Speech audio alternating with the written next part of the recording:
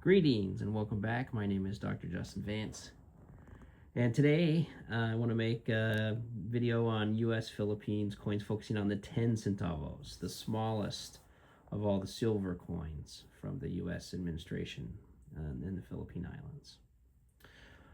So that's right, in 1898, as a result of the Spanish-American War, the United States acquired the Philippine Islands from Spain, along with Puerto Rico and Guam, and for a bit Cuba as well. And the United States then decided it would keep the Philippines longer for various reasons, including argued that it wasn't ready for independence yet. The Filipinos disagreed. There was a war that was actually bloodier and longer than the Spanish-American War between the Americans and the Filipino forces seeking independence. But the United States prevailed in 1902, and the United States would remain a U.S. territory and or colony, depending on your nomenclature, until 1946. The United States decided to issue coins, as you know if you've watched some of my other videos, and paper currency made in U.S. mints and printed by the Bureau of Engraving and Printing. And this is a peso. 1 peso coin. They stuck with the Spanish denominations versus switching the Philippines to dollars and cents. They had been on these denominations under the Spanish for about 300 years. And so it made sense, I guess. The peso is the biggest coin. The 50 centavo is the second biggest coin. And the 20 centavo is next.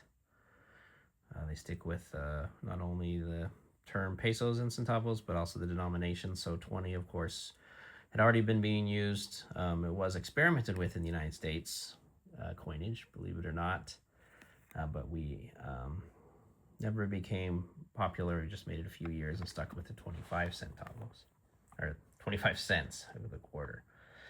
1903 to 1906, the coins are the same size, and then for world market reasons and silver, and the coins were downsized in terms of their size and silver content in 1907. And so just a comparison there, including the 10 centavos, as we'll see. And so let's take a look at some of the 10 centavo coins, the smallest, again, of all the silver coins. And then there's the smaller denominations of 5 centavos and 1 centavos. And half centavos for a short time are not silver, but the 10 centavos, the smallest silver coin. So we haven't really had a video where they're the stars. I've been in some videos. All the other denominations has starred to some extent in the other videos, but I want to focus on 10 centavos today. So this 1903 centavo, 90% silver, like all the other silver coins between 1903 and 1906. Most were made in Philadelphia that first year. You know, they were designing them and gearing up the machinery and production, and so most of them were made in the what's considered the main U.S. Mint in Philadelphia. They did shift production to San Francisco that first year and made some there as well, fewer. And here's one here. They're harder to find, and so this is a pretty nice example, considering. And again, a lot of these coins were made for general circulation, and so they got used for a long time in Southeast Asia, which means heat and humidity and tropical weather. By 1904, they had shifted basically full production to San Francisco. Of course, San Francisco is 3,000 miles closer to the Philippines, so it definitely makes sense to use the mint there for the production and then ship them from San Francisco to Manila. So they made almost all of them there. All the ones for general circulation were made in San Francisco in 1904. Except they did make collector coins for the purposes of selling to collectors in the Philadelphia Mint from the U.S. Philippines series. So they made 11,000 collector mint sets in Philadelphia in 1904 and 355 proof. And this is 355 of the 10 centavos in proofs, and I believe 355 in every denomination, since they sold them as sets. And so this is one. I mean, you could consider this one of 11,355 of the Philadelphia coins, or you could consider it is also one of 355 proof coins. Has a grade of proof 61 from NGC. So not super high for a proof coin, but I'm happy to have it to show to you. Was able to get it to show to you. One of 355 coins. Man, if this was an American coin or regular U.S. Coinage, and there was 355 made, I'd be buying a house right now with it. But since it's a U.S. Philippine coins and there's fewer collectors, I have it to show to you. So there would be, I mean, these were made for collector purposes, so people, you know, there probably a lot of the 355 survived, so that's one thing, but still not very many to be issued at the beginning. Although some of these others I'll show you, you know, there were not a lot made and nobody was collecting them because they were for general circulation, and so those are impressive too. But that's a pretty cool coin. One of 355. One more look at it. You can see it's a pretty good proof. I don't know. I mean, I've seen some ones graded higher than proof 61 that I don't know are that cool a coin. So they made about 11 million for general circulation in 1903 and 1904. And I guess that's enough, because in 1905, only the proofs are issued. 471 proofs in 1905 and 500 proofs in 1906.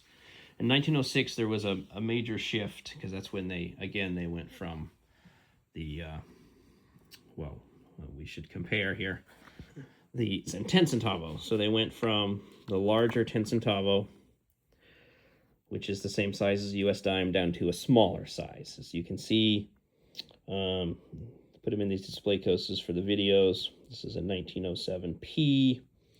They downsized. So these are dime-sized holders, and so it's too small. I have to make some improvisation to make them fit in the holders. So smaller than the U.S. dime.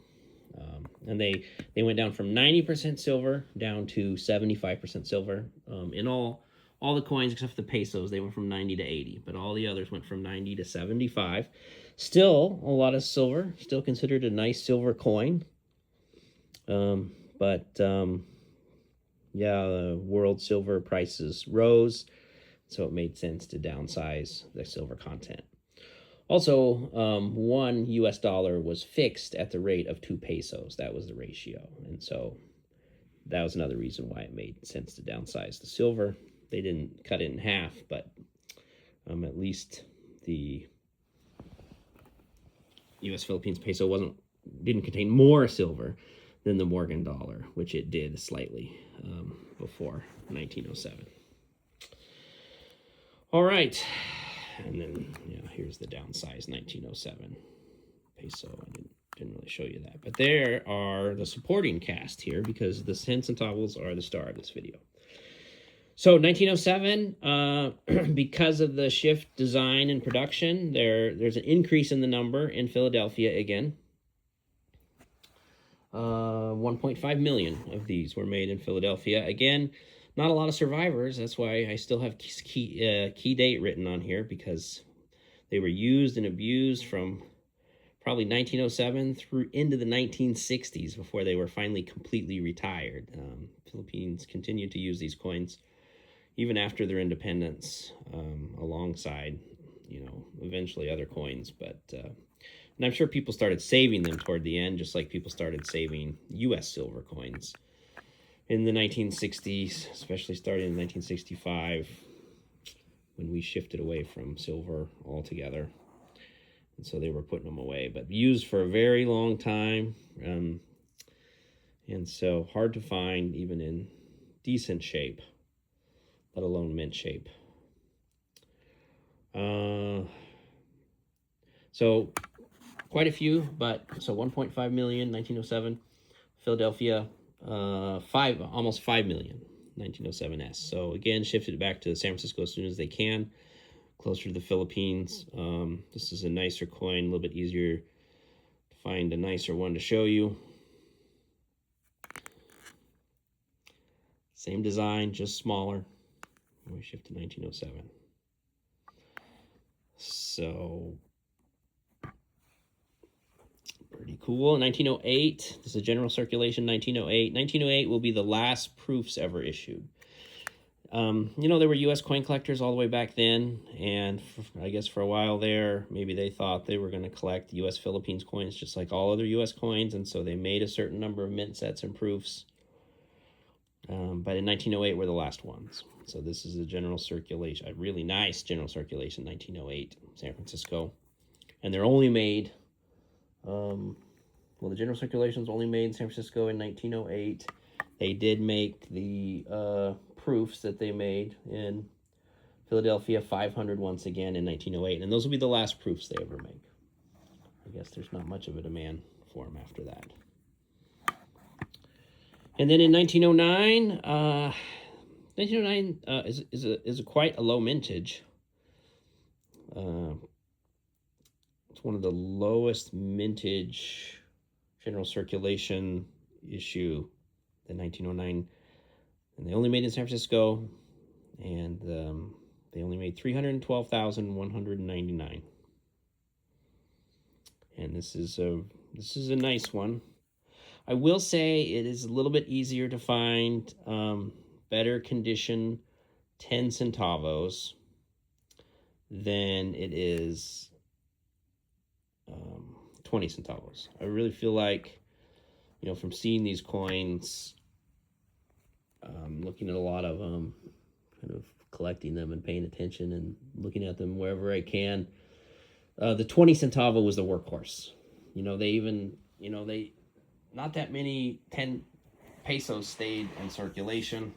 It's heavy to carry around, and even the 50 centavos, they stopped making those as often every year. And the 10 centavos, maybe they're just kind of small, or maybe they hide and are able to stay in better condition somehow. But I feel like it's a little easier to find 10 centavos in better than not condition. And then the 20 centavos, man, they are some of them are just wore so far down. It's amazing. Talk about low balls. So I really feel like 20 centavos are the workhorse. But centavos did their share as well, the 10 centavo. Yeah, so 1909, keep an eye out for those. Only 312,000 minted. And this one's pretty nice. Far from mint state, but I don't know. It's maybe approaching XF. A little too generous, but it's a nice coin. I like it. Okay, so I won't show you every year. 1909. Oh, 1910. They did not make any. Well, that's the legend. So the legend is they made 5 to 10 coins. But there's no known specimens today. But there are reports of 1910s, 10 centavos being seen. Reports of them being seen. So 5 to 10 is the estimate. But if you find one of those, that would be great. That one might be enough to buy a house or at least a car. but no known specimens exist. But they did make them in 11, 12, 13, 14. And no, I want to look at 14. Okay, 14 is an interesting year. One of the things that motivated me to make this video. They were making about $1 million a year between 1911 and 1914, which, you know, for U.S. Philippines coins, that sounds very small. For U.S. coins overall, for U.S. Philippines coins, it's like, I really don't note unless they're under $1 million.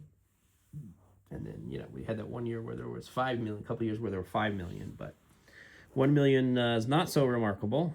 But what's neat about the 1914 San Francisco is there are two varieties. I don't know if I would call it an error. There's just two varieties. There's the short crossbar of the 4. So if we zoom in and you look at the 4, it basically stops, maybe a tiny, tiny bump where the 4 comes back around. It doesn't stick out past the bar on the 4, doesn't stick out. And so that's considered variety A. And variety B, Allen 81B, is called the long bar. And you see the 4, as the 4 is made, the bar that comes back across is sticking out farther. So basically one's not sticking out at all, and this one is clearly still not real long, but clearly sticking out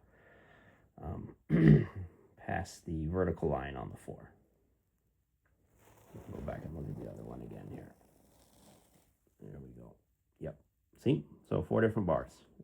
2 different 4s. Yep. The short bar and the long bar. So the short bar is the more common. Nobody knows exactly how many of each were made, but it seems like about 75% from available data. About 75% are the short bar, and about 25% of the long bar. So the long bar might have a little bit more premium when you're collecting them, but probably most people, would want to track down one of each. They made 1.18 million, so almost 1.2 million altogether. And again, that's more of an estimate that it's 75 and 25%, but that's what I would say. So pretty cool when you can see, like, clearly see two different varieties. Some of the errors seem kind of minor to me on certain things, but I like it when I can get 2 coins and, like, clearly see the difference, and, like, oh yeah, that's clearly the difference. And on the microscope, it's even more pronounced under the coin microscope. So pretty cool. The 1914S. 1915, also low mintage, 450,000, and same design all the way through 16, 17, 18, all the same. I won't show you every year. 1919, just have this one here to show you because it's the last year at San Francisco, because after 1919, the production is going to shift to, you've seen some of my other videos, you know it's historic. 1920, production of the 10 centavos, and almost all U.S. Philippines coins shift to Manila. In 1920, there is a U.S. Mint branch opened in Manila. Now it does report up through the Department of War, because that's the type of territory the Philippines is, as a military governor. But for all practical purposes, it operates just like a mint, and it cooperates very closely with the other mints and with its parent mint, the mint in Philadelphia. Of course, they're the ones that get all the machinery ready, ship it over, send their personnel over, the whole thing. Now, there is no mint mark at first in the Manila Mint. So you just know, because there's no mint mark and they're not making any 10 centavos in Philadelphia or any other U.S. mint, only in Manila, only 10 centavos are only made in the U.S. Mint in Manila in 1920. No mint mark means they were made in Manila. That's what the parentheses around the mint on my label is there. Only 520,000 of these, again, very small. And this is a really nice one, because these are hard to find in nice condition too, or hard to find at all sometimes. So beautiful, beautiful coin. Probably some cleaning. As you know, a lot of coins back in the day were cleaned, but I can't ask for a better specimen, 1920 specimen than that. That's a great one to show you. 1921, same thing, no mint mark, but made in Manila.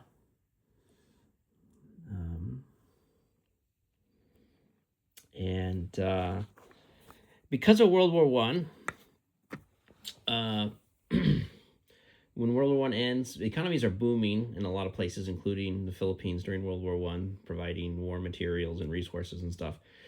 And when World War I ends, it just affects the economy, and so they don't need to infuse extra money into circulation. So they kind of take a break. There'll only be pennies, and there will be pennies made in 1922. There won't be any coins made in 23 and 24. In 25, the Manila Mint will make coins, but no 10 centavos again until 1929.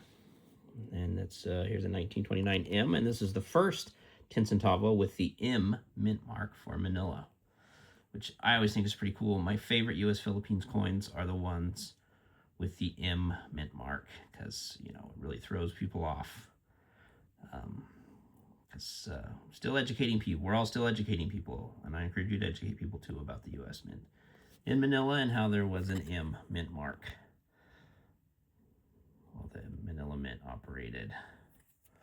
So the first U.S. Philippines dime with an M mint mark, and then a few years off again. I guess that's enough. Let me see how many they made in 1920. Well, 1921 was quite a lot. It's about 4 million. They're a little bit easier to find. 1929 was 1 million, but they're not so exceedingly hard to find in better condition. So for whatever reason, more of them survived, were saved somewhere. Sometimes there's just a hoard of them somewhere, especially once the war starts. Some years totally wiped out, none are found, and others there are some ones that were in storage or something that are found. So 1929 is 1 million. And then in 1935, it's about 1.2 million are made. It's a good, honest coin. Circulation, but still has some details.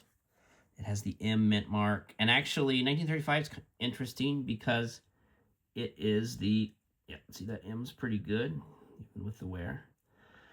1935, only silver coin made in 1935 was the 10 centavo.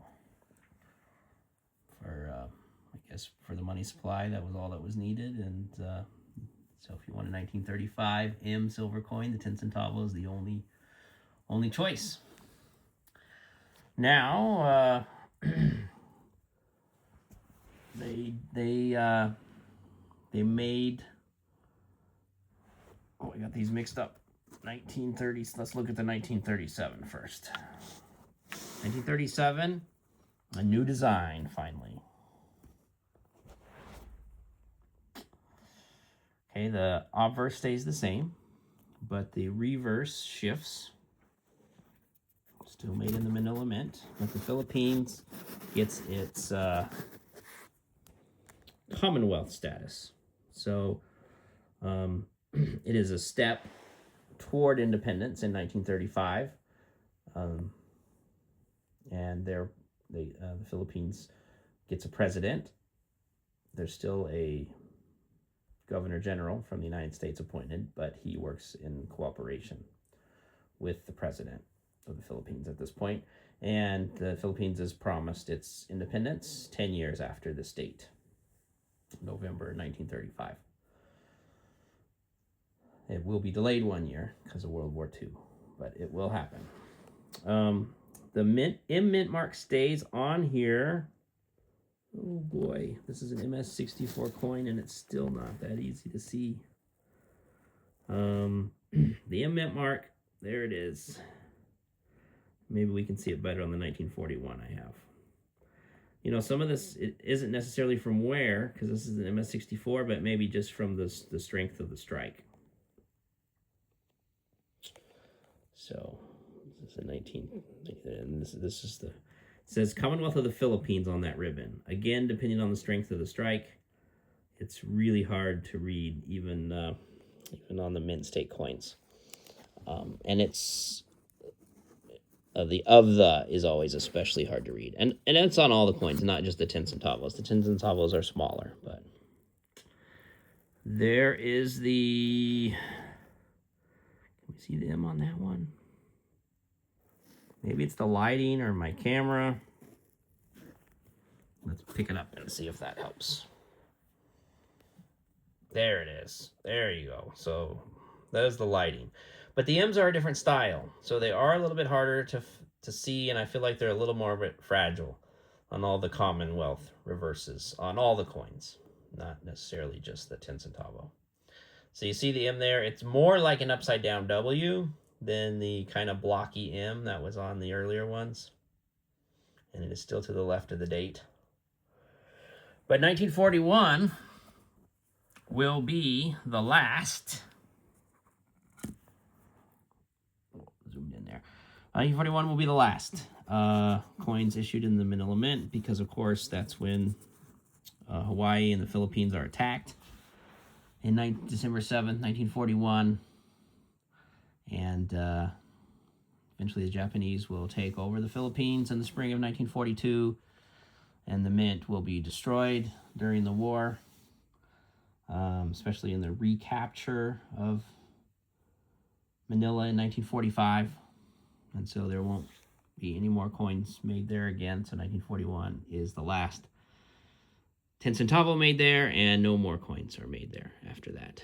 But when the United States reaches the Philippines in World War II, they start taking back over the Philippines in 1944. They start cranking out coins to issue during the reoccupation.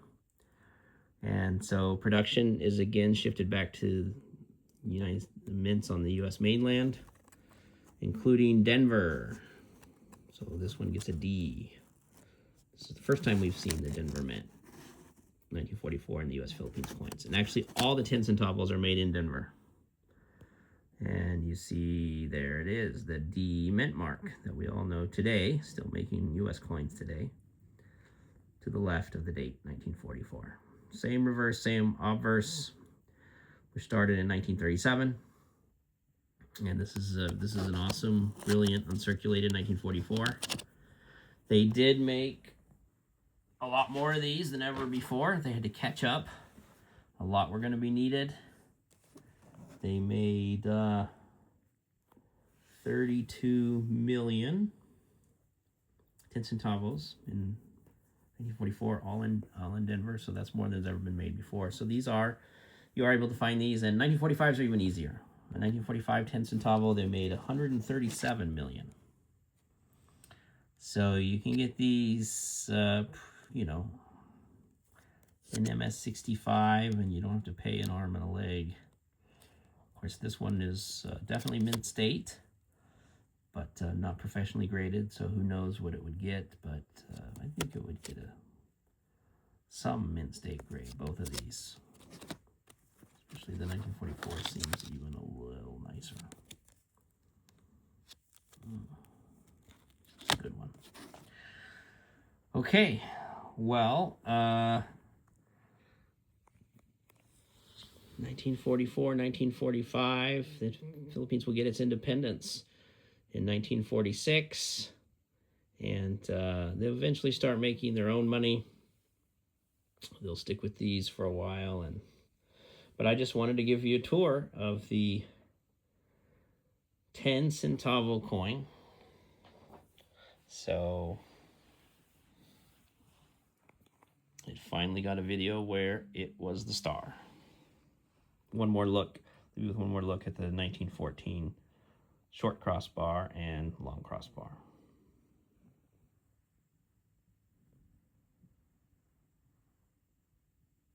Thanks for watching.